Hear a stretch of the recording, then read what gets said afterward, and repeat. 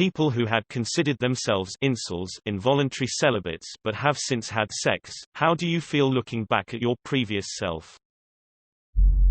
Oh God. High school me wore fedoras and believed my superior intellect and science-based social theories were too much for everyone and that I was really a James Bond type with my knowledge of various fields. Turns out I was gay as but so deep in the closet my zip code was in Narnia. Not really that smart in anything but too ADHD to focus past basic knowledge of anything and in a desperate need of a new wardrobe. Finally my time to shine. Not sure if I should be proud of that. I found my first incel forum at 13, even though it didn't have that name, but the ideologies were the same. I was miserable back then, didn't have many friends. My grades were shit and I got bullied a lot. This made me spend most of my time inside playing video games and hating life. I hated everyone because all of my experiences with people were being bullied. I started being bullied at 4 and it didn't stop until the middle of high school. The forums were full of people thinking the same. It made me feel secure, like I was right.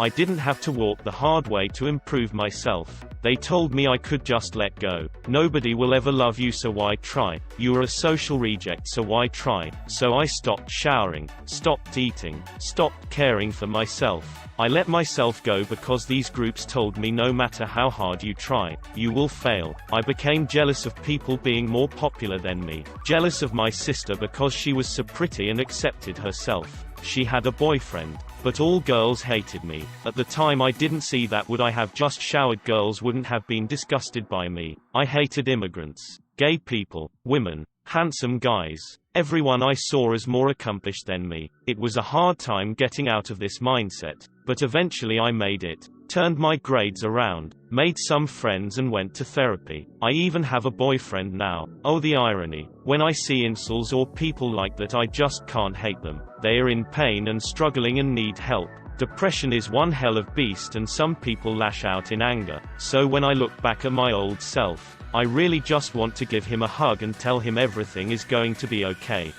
I even have a boyfriend now. That's certainly an ironic shift. I was involuntarily celibate in that I wanted to have sexual relationships, but never met anyone interested. I didn't put any effort in, so it was kinda my fault. My lifestyle just didn't lend itself to meeting people, so it was hard. When I finally did get out there and start having relationships, it was like a weight lifted off my shoulders. I realized that I had previously felt like an incomplete person because of my inability to connect with anyone, and that was holding me back from other things in life. Like I thought nothing else was worth pursuing because I hadn't properly entered adulthood yet. I kinda wish I'd just got on with it and pursued my other interests a bit more. I don't know why I had to wait. Maybe it was depression relating to me being lonely.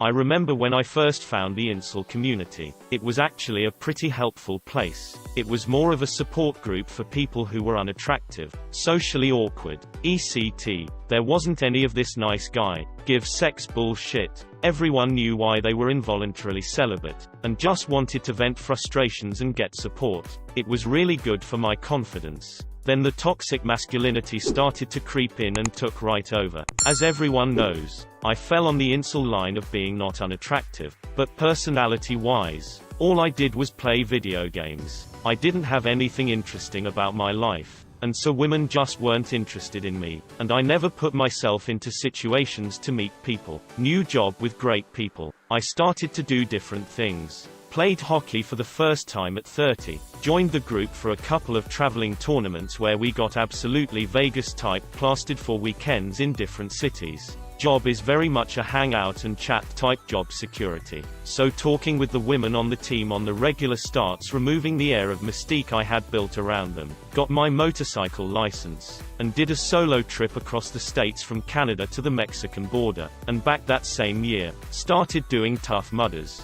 buying a season pass and traveling to any of the ones I could drive to. Then I got Tinder and just started going on dates. Had a few good, few bad, and then met my wife. All and all, I ultimately blame a World of Warcraft addiction that held me back in my early 20s to my late 20s and just missed out on those socially formative years.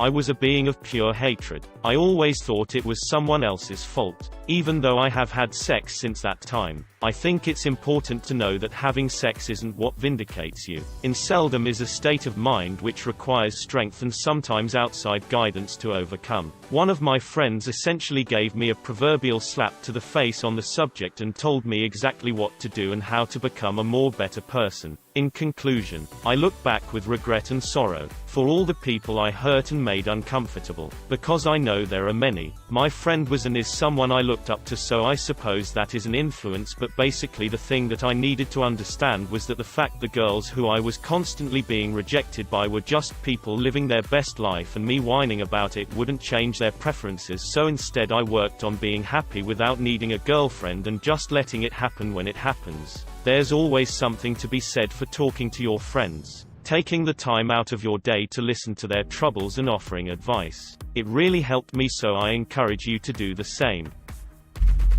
I had this condition called phimosis, which meant my foreskin didn't retract, so if I had ever tried to have sex it would have been really painful and probably ripped it. Because of that I never allowed myself to get into situations that might get sexual, and even though I was purposely avoiding them, part of me still felt like there was nothing to avoid and no one was interested anyway. When I was 18, for the very first time a girl made it known she was interested in me, but to be honest, even if I could have done anything I wasn't interested in her anyway. 19. I used Tinder for some reason. Match a girl, start talking to her, and it's awesome. We really like each other, but I could never arrange to meet up for fear of it turning sexual, and I was too embarrassed to tell anyone my circumstances. Inevitably, she gets bored of nothing happening, moves on. I'm heartbroken. 20. Nothing really happened here. 21. Meet another girl on Tinder. Pretty much the same situation as when I was 19. We like each other. She gets bored, goes for someone else. I'm heartbroken. 23. Me and girl from work start getting close. I get into my first ever relationship with her. A month or so it turns sexual and I let her know what's going on, and that I need to fix it. She's cool with it. About a year after my initial doctor's appointment, I get a circumcision at 24. 2 months later we lose our virginities to each other. 25. Still with her now. Been just over 2 years. I suppose I was an incel from 23 to 27 after leaving the military. I was depressed, underweight, socially isolated. I never got fat or super into gaming as is stereotypical. Just worked a lot, hung out with my dog, smoked way too much weed, and just sort of forgot how to interact with women, which was probably for the best. Most of my relationships prior to 23 were unhealthy at worst, meaningless at best. Ending that era of my life was a long struggle that took concerted effort towards trying to be more positive and social. One big event was buying and learning to ride a motorcycle at 27. Sort of shocked me out of my routine, opened my eyes to the fact that life was not a downhill slide from the adrenaline-filled days of 18 to 22, that new experiences were waiting to be had. Eventually I met a woman that I just couldn't bear to have the usual flirt until I awkwardly distanced myself experience with. I forced myself to not to my mind wander when we talked. I powered through all anxiety to call and text her daily. I even eventually would do crazy stuff like get dressed up nice and go to dinner with her, not something I could have ever seen myself doing at one point. So I'm married now. Still have some issues, but very happy. So I'd say nothing to me. Just gotta live through it, kid.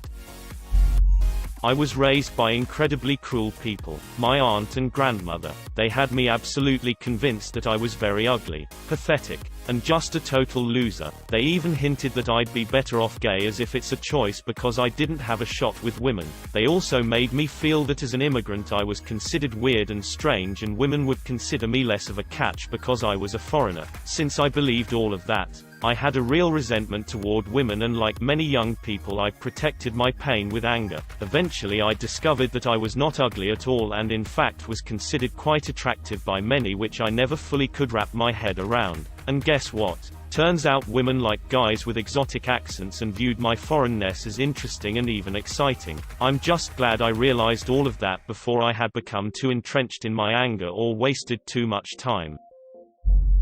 I used to be the creepy-ass weirdo who, by the time I graduated, Had asked every single girl out. I literally had no idea what I was doing wrong. I was practicing all the classic southern gentleman things that I was supposed to, yet having no luck, think milady. But only slightly less cringy. It wasn't until I got to college and went on a period of self-discovery that I knew the error of my ways. The first, and most important, concept that I learned was that women aren't sex dispensaries that you deposit nice coins into and get puss in return. They have to choose you. I still kept doing nice things for girls because that's the way I was raised. But I removed my expectations for getting anything in return. The second concept was making myself attractive, and it was a lot easier than I thought it would be. A nice basic buzz cut suddenly turned my oily mop of hair into a clean, presentable style. Went clean shaven on facial hair too, because all I could grow was a piddly pubic hair look and ass beard. Got a benzoyl peroxide solution to start working on the acne. Marching band was my form of exercise to stay fit and avoid the freshman 15. It's amazing how the problems we create for ourselves can get in our own way.